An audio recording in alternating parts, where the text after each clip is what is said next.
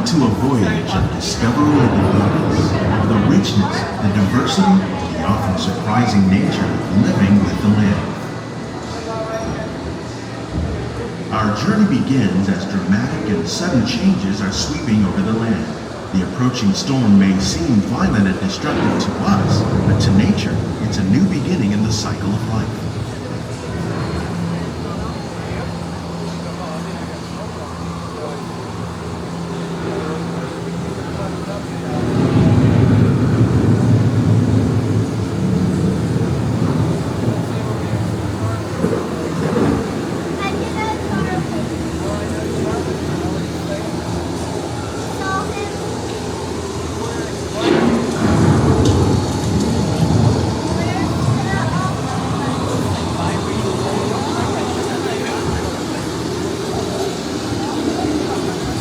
Beneath the surface of the land, roots trap water from the flowing mud, extracting precious nutrients and minerals. These elements, when combined with sunlight, create the diverse living systems of our planet.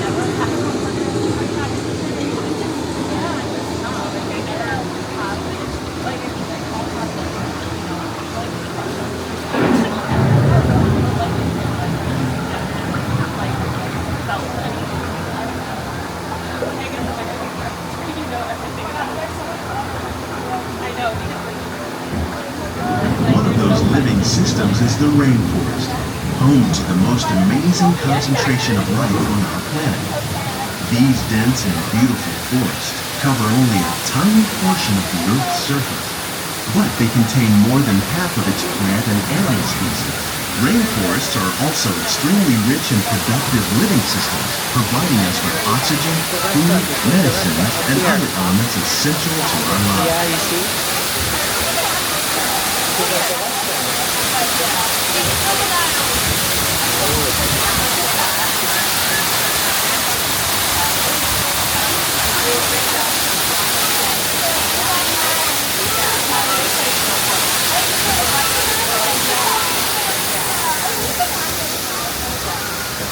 In the desert, nature has created a very different, but no less beautiful living system.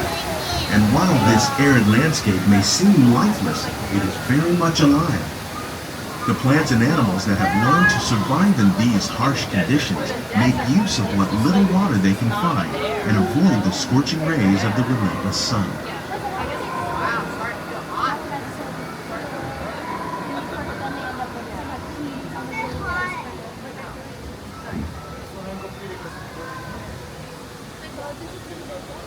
The American prairie once appeared as desolate as the desert, but over time, rainwater and nutrients gradually penetrated the hard surface of this land. Even the hooves of the mighty buffalo helped create the rich soil that would one day become home to the American farm.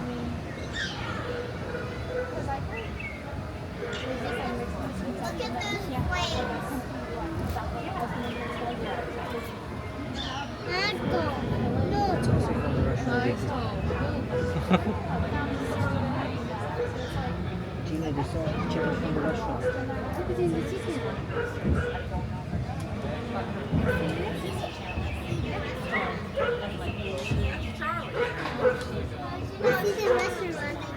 Of all the forces at work on the land, humans have had one of the most profound effects.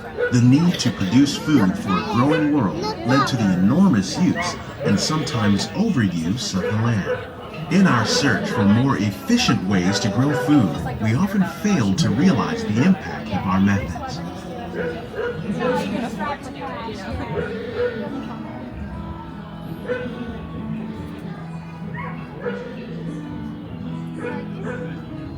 Today, we're learning to live with the land, discovering better ways to grow food that will assure both human and environmental well-being.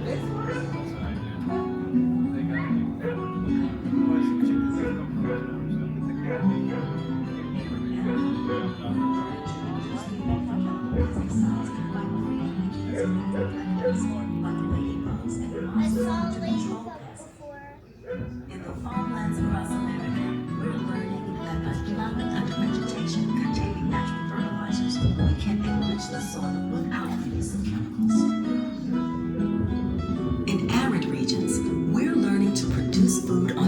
seacoasts by developing and planting crops that thrive on salt water. In Japan, we're learning that by mixing leaves and other living materials into our soil, we can make farmland more fertile without the need for chemicals. Here at EPCOT, we're learning to reduce the need for chemical pesticides by breeding and using natural predators, like ladybugs and wasps, to control pests. In the farmlands across America, we're learning that by plowing under vegetation containing natural fertilizers, we can... How will we meet tomorrow's growing needs for food production, yet still respect the needs of the land? Some of the answers are being discovered just ahead. To help us maintain these carefully controlled ecosystems, and for your safety, please remain seated in your boat at all times.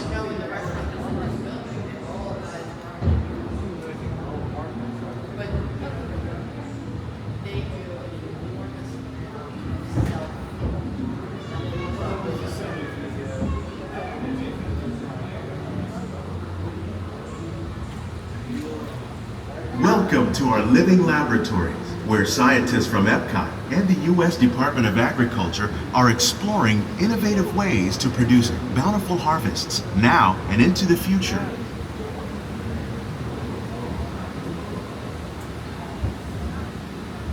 The tropics are home to the greatest diversity of plants on the planet. Many of these, like papaya, bananas, cacao, coffee, and rice, are well known around the world. These are just a few of the edible plants that have been an important source of nutrition for people living in the tropics. Many are rich in vitamins and minerals, while others are well adapted to growing in less than ideal conditions. Some, like the water lily, thrive in wet, swampy areas and waterways. All parts of this plant, even the flower petals, are edible. The starchy root of the plant has long been used to make flour for baking.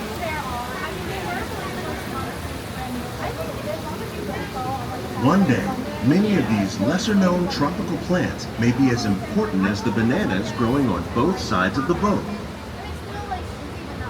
More than 28 million tons of bananas are eaten annually, making it the most popular fruit in the world.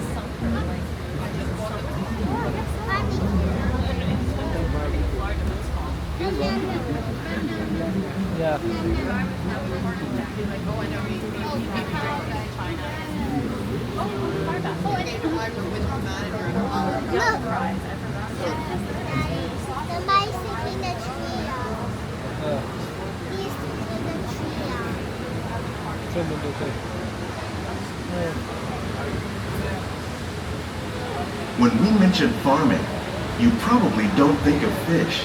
But fish farming, or aquaculture, accounts for nearly half of all the seafood consumed globally. Tilapia, bass, and catfish, like the ones you see here, are three of the more popular crops raised by fish farmers. The sustainable system we're using here recycles the water in the tanks. As a result, we're able to save millions of gallons each year. Our small fish farm produces nearly 5,000 pounds of fish each year to serve in restaurants around Walt Disney World. Innovations like this one can play an important role in our efforts to produce bountiful harvests and still protect natural resources.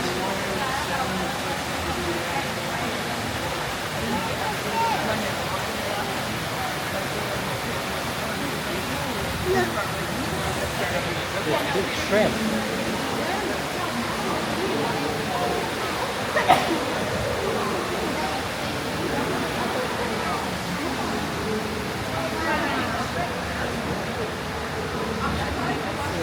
While there are more than 50,000 edible plant species in the world, most of us are only familiar with the handful that make up our everyday diet. The common grains growing here, wheat, maize, sorghum, and millet, plus rice, account for nearly 2/3 of our global food consumption. Learning how to increase yields of these staples is an important goal of research around the world.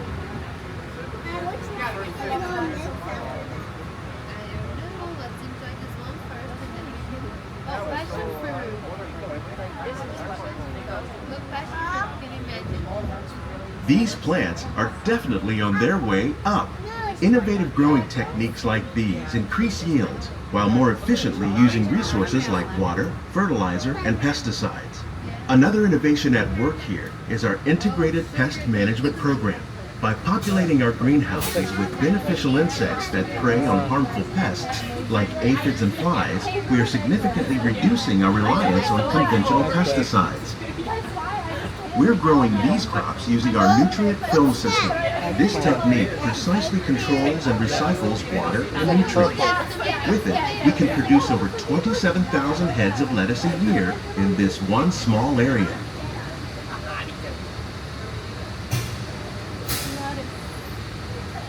Look, it's like a heart.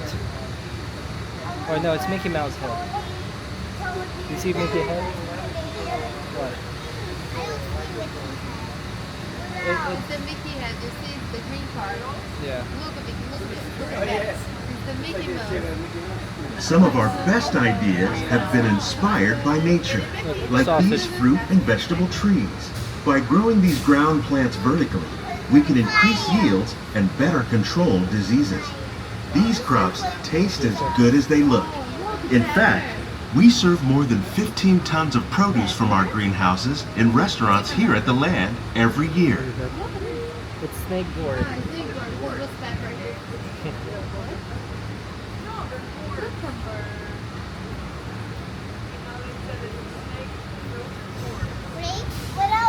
No, tomatoes.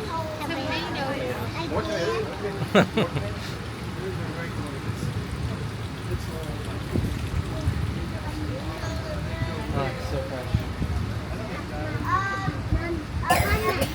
The future of agriculture may include innovative ideas like this vertical growing system. Plants grown in this way use a fraction of the space required by traditional growing methods. That saves water and increases production. The aquaponics system on your left combines hydroponics with aquaculture.